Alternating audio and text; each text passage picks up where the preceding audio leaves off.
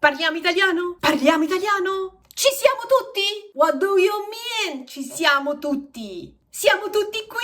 È proprio di questo che parleremo oggi, del nostro C in italiano. C! Questa tiny word che colora la nostra lingua italiana. Tutti dicono che l'italiano ha la sua melodia e C è una delle sue note musicali. Ma ora vi spiego come usare il nostro C, cosa significa il nostro C, perché lo usiamo, quando la usiamo, parlo sempre di C, e se è necessario usarla, perché potete scegliere voi. Per questo cominciamo con degli esempi. Ho chiesto alla mia amica, quando vieni a passeggiare con me al parco? Ci vengo sabato?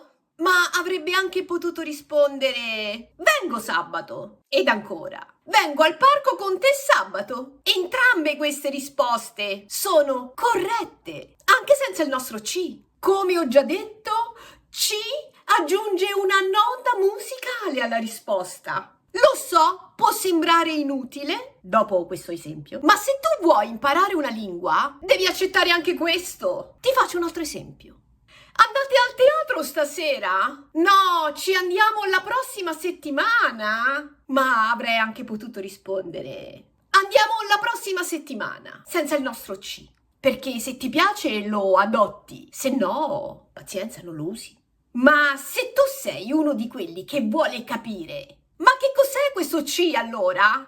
Beh, adesso ti rispondo. C può essere usato come pronome personale diretto. I know, Hispanic time, quando si parla di grammatica. Ma diciamo così, lo chiamiamo pronome personale diretto quando sostituisce il nostro noi. E adesso ti faccio degli esempi. I nostri vicini di casa ci spiano dalla finestra. Sarebbe, loro spiano noi dalla finestra. Forse qualche volta la sera.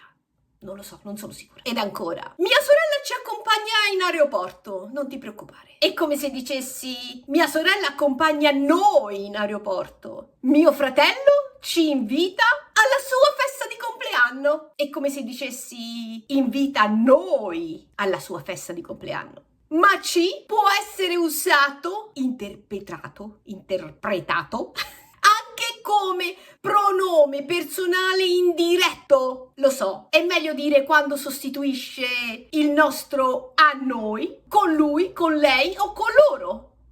E facciamo degli esempi.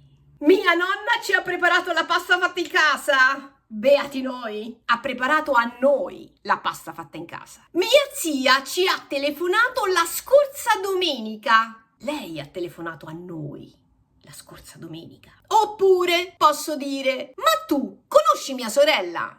Sì, ci ho lavorato insieme qualche tempo fa. Per qualche mese mi sembra. Come dire, ho lavorato con lei qualche tempo fa. Oppure, hai mai incontrato i due fratelli gemelli? Quelli che vivono vicino casa mia? Ma sì, ci ho parlato proprio ieri sera. Come per dire, ho parlato con loro. Ma il nostro C lo possiamo trovare anche in un'altra veste, quando è avverbio di luogo. Come posso dire, quando voglio evitare di ripetere il luogo che è stato nominato nella domanda. Oddio, così sembra complicato, ma vi faccio degli esempi. Se io ti chiedo, ma tu sei mai andato allo stadio? Sì, ci sono andato a vedere una partita di calcio, ma sinceramente non mi ricordo chi giocava. In questo caso, quando dico ci sono andato, voglio esprimere il luogo. Sono andato allo stadio, senza ripetere lo stadio, quindi dico C. Così, abbrevio. Ma ancora un altro esempio. Se qualcuno mi dovesse chiedere a me, ma a te piace andare in montagna? Beh, io devo essere onesta. No, non mi piace, ma ci vado. E anche qui non devo ripetere in montagna. Ci vado. È chiaro che vado in montagna. No, è chiaro che non mi piace, ma ci vado. Ed ancora, nella nostra grammatica possiamo trovare il nostro C usato come particella pronominale. Vabbè, avete capito? Quando sostituisce a questo, a quello, con questo e con quello. Se qualcuno mi dovesse chiedere, hai pensato dove andare a Natale? Sì, ci ho pensato, ma non te lo dico. Quindi è come se dicessi, ho pensato a questo. Sì, ci ho pensato. Scusa, ma che ci fai con tutta quella farina? Ci faccio una pizza! O più di una, non lo so. Vediamo. È come se dicessi, con questa farina faccio una pizza.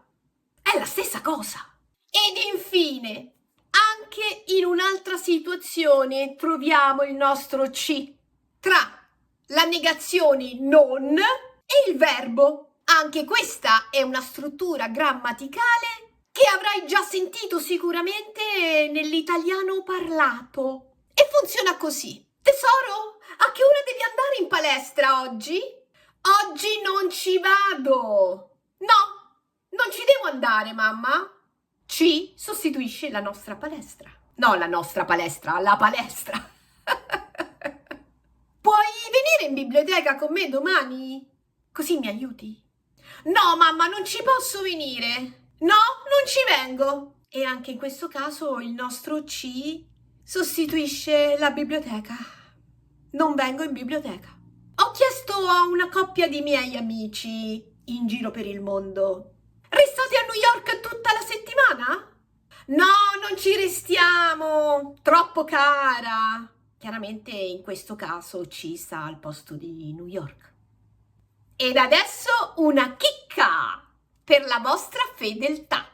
Avete sentito dire sicuramente entrambe queste espressioni. Ci sta e ci sto. Non significano la stessa cosa. Ci sta significa va bene, può andar bene, è sufficiente. Mentre ci sto significa andare d'accordo, essere d'accordo. Qualche volta dico a mio marito, hai lavorato tanto, un po' di riposo ci sta. È come se gli dicessi, un po' di riposo va bene, te lo meriti. Oppure, domani organizziamo una gita. Tu vieni con noi? Sì, ci sto! Come per dire, sì, d'accordo, vengo anch'io. Ed avrei ancora altro da dire, ma questo è l'essenziale per capire l'uso e il senso del nostro C in italiano. Quindi a questo punto scegliete voi se usarlo o non usarlo, ma per me è importante che voi possiate capire quando gli altri vi parlano. Ed ora, se siete arrivati fin qui, my gorgeous community, thank you for watching. Thank you. Grazie per tutti i like che troverò. Ci vediamo alla prossima. Noi, tutti quanti, ci vediamo alla prossima. Bye!